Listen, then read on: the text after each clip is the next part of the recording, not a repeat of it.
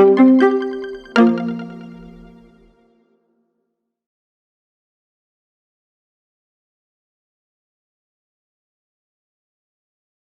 name's Janie Dade-Smith, and I was born in rural Queensland. I've lived in rural and remote areas most of my life, in Queensland and in the Northern Territory for 11 years. And I worked as a clinician over in Bathurst Island, which is a little island north of Darwin. I went over there as part of a rural placement, actually, just for 2 weeks. And when I came back, they actually offered me a job. And so I went back and worked over there. And I sort of thought that, I had such wonderful skills and that's what they were attracted to. But actually I realised if you had a pair of shoes and a pulse, they probably would have taken anybody because of the recruitment and retention problems in rural and remote Australia, which I really had very little idea about. What I found when I was working there, though, was there were some fundamental moments working there with kids and who had all these sores on their legs, and they used to come in and have their dressings done and all that sort of thing. I really realised that you could work clinically with one person at a time, but with education, you could actually have an impact on 100 people in an hour, and that just how incredibly powerful that was. And then I moved into education. I worked in high schools teaching sex, drugs and rock and roll to young people. I then moved to Queensland and wrote the Queensland Aboriginal and Torres Strait Islander Health Worker Program, which was another really fundamental turning point in my career. Was to, do curriculum development, but to also work for a community-controlled health organisation and what that actually involved. And I realised how little I knew and how much I had to learn. And that changed my life course in many ways. And I've worked for the College of GPs for 4 years down in Melbourne and wrote their Aboriginal curriculum and have been very involved in that really ever since. And ran my own consulting business, etc. But now I'm working at Bond University as a Professor of Innovations in Medical Education.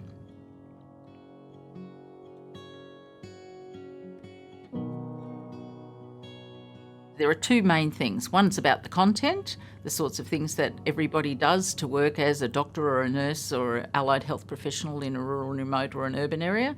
And the other one is about the context. And the context changes everything about a normal situation.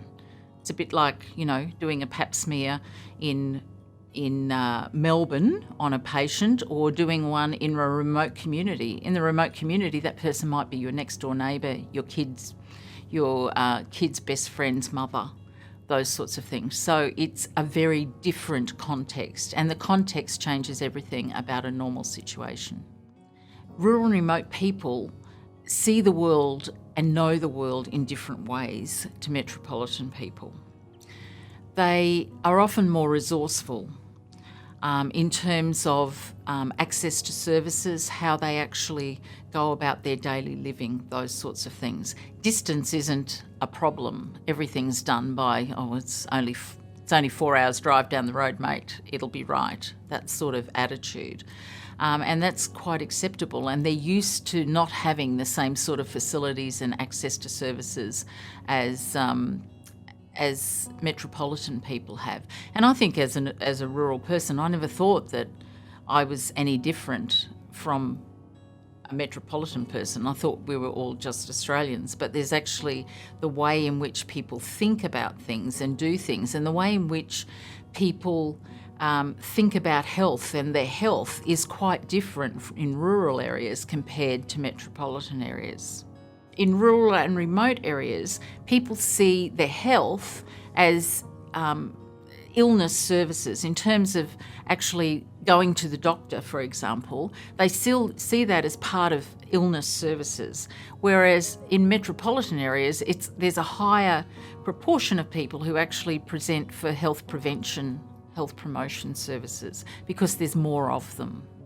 So in terms of those health beliefs, people will often present late if they're from a rural area. So there's a much higher incidence of women having mastectomies for breast cancer, And also having mastectomies instead of coming in and having radiation, because it actually takes them away from their families for 6 or 8 weeks or however long it is, whereas having the surgery, you're only away from home for probably a week.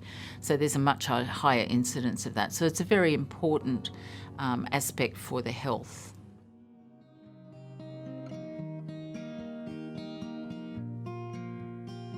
Make sure that you have done your homework before you go. Things like find out about things like the social determinants of health. You know, what is the water supply like out there in a remote area? What sorts of things do you need to know about the community? Is there a community profile, for example? Some of these things are available on the internet that you can go in and find out. Is there a police station there? How many police are there? How many staff are you going to be working with? What will your role be? Find out all of those things. You know, what are you going to be paid, and how is all that sort of the practical aspects of going into a job, but also some knowledge about working with rural and remote people. I think the second piece of advice that I'd give people is if there are particular things that you really like and then you should really take them with you. So don't expect that there's going to be a coffee shop that has, you know, decaffeinated lattes out there, because I can assure you there won't be. It's probably the bucket of Moccona on a good day or Nescafe on a bad day. So you need to be able to take those sorts of things with you and be prepared for those sorts of events. And I suppose the third piece of advice, especially for those people going to work with Aboriginal and Torres Strait Islander people, is learn to stand back, shut up, listen and hear. And have an open heart. Be willing to laugh at yourself, because you are going to be in those cross-cultural situations that you have no idea what's going on most of the time.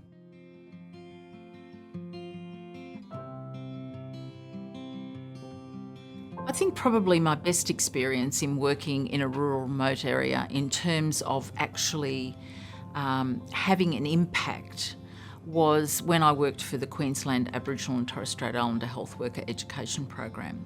I wrote their curriculum, which was the first one accredited in Queensland back in 1991.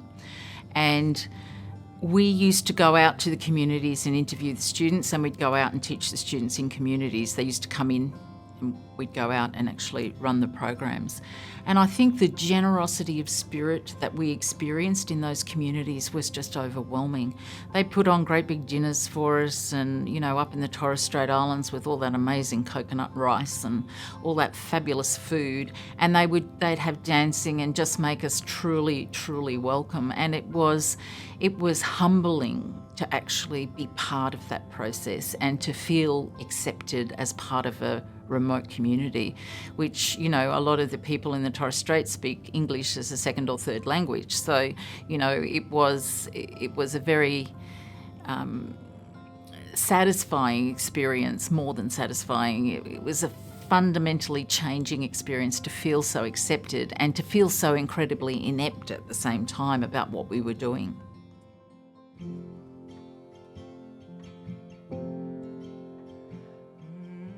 I think one of the experiences that changed my life path and the way I viewed the world was when I was working in Bathurst Island, which is a little island north of Darwin in the Northern Territory. I was working there with 10 Aboriginal health workers and a nun who was a nurse working there at the time. And I used to say to the health workers, it was very important to fill in the pink form in the chart, because that helped with the discharge summaries and all of those sorts of things. And to me, that was very important, you know, what was written down, etc.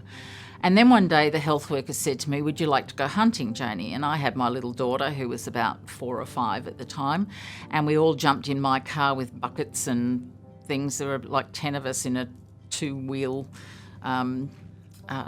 Suzuki thing, and off we all went.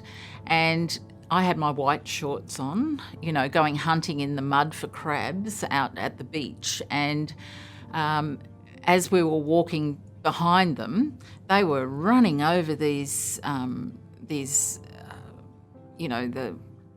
mangroves, and they turned around and said to me, "Too slow, go back." and they made two of the children, the 7 and 8-year-old, come back with us. And they made us damper, sitting there in the sun, and they were very reluctant about actually doing it because they wanted to be out there with their parents catching crabs. And they saw, these people who had no idea about how to survive in this environment. And it gave me a moment to reflect, to actually think we could sit here with our white skin burning forever and never find our way back. And it made me realise just how unimportant the pink form actually was.